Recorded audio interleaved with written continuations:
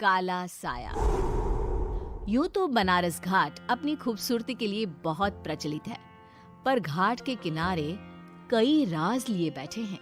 ये कहानी शुरू होती है बनारस के घाट के पास बने ममता निवास से, जहाँ प्रिया लाल जोड़े में ममता के घर उसकी बहू बनकर आती है। आओ आओ बहू, घर को अपने पैरों से पवित्र करो। ममता घर की दहलीज पार कर ही रही होती है कि अचानक एक बहुत गंदी सी बास पूरे घर में फैल जाती है।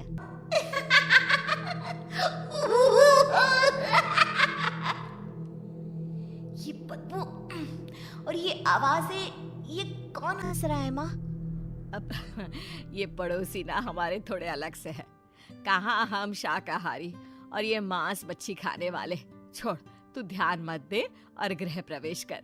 और हाँ बहू, अपनी सास की एक बात हमेशा याद रखना, इन पड़ोसियों से तो कभी बात नहीं करेगी। अच्छे लोग नहीं है ये। अपनी सास की ये बात मानेगी ना बेटा? हाँ माँ, जो आपकी मर्जी, मैं उनसे बात नहीं करूंगी। अगले दिन प्रिया अपनी पहली रसोई बनाने रसोई घर में जाती है। ये छोकी बात तो नाक में जा रही है। एक काम करती हूँ, खिड़की खोल देती हूँ। प्रिया खिड़की खोलने जाती है। इतने जाले, लगता है इस खिड़की को कभी खोला ही नहीं गया। पर ऐसा क्यों? ओह, नॉन वेज की स्मेल आती होगी ना। 2 मिनट के लिए खोल लेती हूँ, फिर बंद कर दूंगी। प्रिया खिड़की खोलती है। खिड़की खोलते ही उसकी नजर सामने वाले घर की खिड़की पर पड़ती है, जहाँ एक लड़की खड़ी होती है। हाथों में मेहंदी, लाल रंग की साड़ी, बिल्कुल सजी धजी, मानो प्रिया की तरह ही वो भी नई नवेली बहू हो। वो प्रिया को देखकर मुस्कुराती है। हे भगवान, माँ ने तो इनसे बात करने को मना किया था। प्रिया फौरन ही खिड़की बंद कर देती है और तवे पर चढ़े रोटी की ओर देखने लगती है, पर वहाँ रोटी न होकर मछली पड़ी होती है। ये क्या? पहली ही रसोई में इतनी बड़ी गलती! हे भगवान, अब मैं क्या करूं? प्रिया बहुत डर जाती है और फौरन रसोई की सफाई करने और फिर सभी के लिए खाना बनाने लग जाती है। जब वो सबको खाना परोसती है, सब तो ठीक है, मैं बेकार में चिंता कर रही थी। हे भगवान, ऐसे ही बस अपनी कृपा बनाए रखना। रात के वक्त जब सब सो रहे होते हैं, तब प्रिया को पायल की आवाज सुनाई देती है, जिससे उसकी आंख खुल जाती है। ये पायल की आवाज कहाँ से आ रही है? प्रिया उठकर उस आवाज के पीछे छत की सीढ़ियों तक जाती है। तभी उसे बच्चे के रोने की आवाज आती है। प्रिया छत पर जाती है तो क्या देखती है? वही लाल साड़ी वाली लड़की अपनी गोद में एक नवजात बच्चे को घुमा घुमा कर सुला रही है। तभी प्रिया की नजर उसके पेट पर पड़ती है। ओह गॉड, ये तो प्रेग्नेंट भी है। सुनिए, बच्चा सो नहीं रहा है क्या? मैं कुछ मदद करूं? नहीं नहीं, आपके घर वालों को अच्छा नहीं लगेगा, मैं संभाल लूंगी। स्नेहा की गोद से बच्चा हाथ मारकर प्रिया की गोद में आने को छटपटाने लगता है। दोनों घर अगल बगल में बने होने के कारण प्रिया उस बच्चे को गोद में ले लेती है। प्रिया के पास आते ही वो सो जाता है।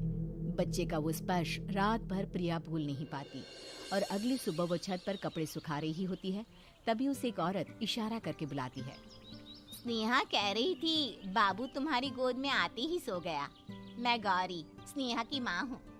बहू, घर आना, बाबू को खिला भी लेना। शाम को जब घर पर कोई नहीं रहता, बच्चे से मिलने के लिए प्रिया छिपकर अपनी पड़ोसन के घर चली जाती है और कुछ देर बच्चे को खिलाकर वापस लौट आती है। इसके कुछ दिन बाद ही प्रिया को पता चलता है कि वो माँ बनने वाली है। ममता की खुशी का ठिकाना नहीं रहता।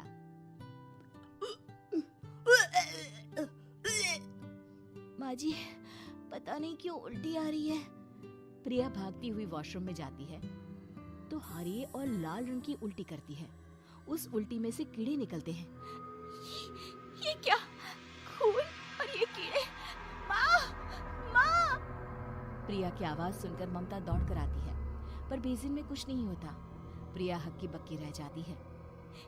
ये सब क्या हो रहा है? प्रिया घबरा जाती है और अपने कमरे में जाकर सो जाती है। डर के कारण वो इतनी थक जाती है कि उसकी आंख लग जाती है। तब उसे ऐसा लगता है उसके पेट पर मानो कोई बैठा हुआ हो। कौन हो? प्रिया के पेट पर एक 5 महीने की बच्ची बैठी हुई थी, जो बुरी तरह जली हुई थी। माँ, तुम ही मुझे लाई ना अपने पेट में। मैं तुम्हारी माँ नहीं हूँ। कौन हो तुम? माँ, देखो मैं जल गई बुरी तरह से। 6 महीने पेट में रहने को भी मुझे नहीं मिला। सहला दो ना माँ। बचाओ, बचाओ, माँ। ममता दौड़कर कमरे में आती है। प्रिया की बातें सुनकर वो सब समझ जाती है। तू कहीं बगल वाले घर में तो नहीं जाकर आई ना बहू? मुझे माफ कर दो, मैं गई थी माँ। उस घर में सब मरे हुए हैं बहू। कई साल पहले स्नेहा उस घर में बहू बनकर आई थी। कुछ ही दिन में वो एक बच्चे को जन्म देने वाली थी। पूरा घर बच्चे के आने की खुशी में खोया था कि एक दिन अचानक उस घर में आग लग गई। सब बुरी तरह जलकर मर गए। गौरी आज भी दादी बनने का इंतजार कर रही है और इसीलिए स्नेहा ने अपना अजन्मा बच्चा तुम्हारी कोख में डाल दिया। ममता ये कह रही होती है कि पीछे से उसके पैरों को एक बच्चा पकड़ लेता है। दादी, दादी। माँ, स्नेहा की गोद में यही बच्चा था। ये बच्चा कौन है फिर? तेरी मौत है। तेरी भी दादी। जिस चीज का ममता को डर था वही हो गया। ममता निवास के ऊपर मौत ने चादर बिछा दी थी। प्रिया का पेट ऐसे बढ़ जाता है मानो 9 महीने का हो। 2 हाथ उसके पेट से बाहर निकलते हैं। बहू, संतोष को फोन कर, किसी पंडित जी को बुला बहू। प्रिया का पति भागता हुआ घर आता है।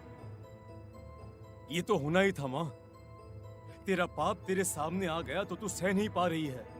स्नेहा घर में आग लगी नहीं थी, माँ ने लगाई थी, प्रॉपर्टी की लालच में। और वो बच्चा मेरी पहली पत्नी का बच्चा है, मेरा बेटा, जो कि उस आग की चपेट का शिकार हो गया था। मैंने तुमसे ये सब माँ के कहने पर छुपाया था। मुझे माफ कर दो प्रिया। तुम अगर चाहो तो यहाँ से जा सकती हो। मैं तुम्हें किसी भी बंधन में रखना नहीं चाहती। मेरी शादी हुई है आपसे, मैं आपको छोड़ नहीं सकती, पर उससे पहले हमें स्नेहा, उसकी माँ और बच्चे की आत्मा की शांति करवानी होगी। संतोष और ममता गौरी के घर जाते हैं। अंदर सब कुछ जला हुआ होता है। जमीन पर जली हुई लाशें बिखरी हुई थी। ममता रो रो कर अपनी करने की माफी गौरी से मांगती है। प्रिया स्नेहा के घर वालों का अंतिम संस्कार करवा देती है और ममता निवास फिर से आत्माओं के साए से मुक्त हो जाता है।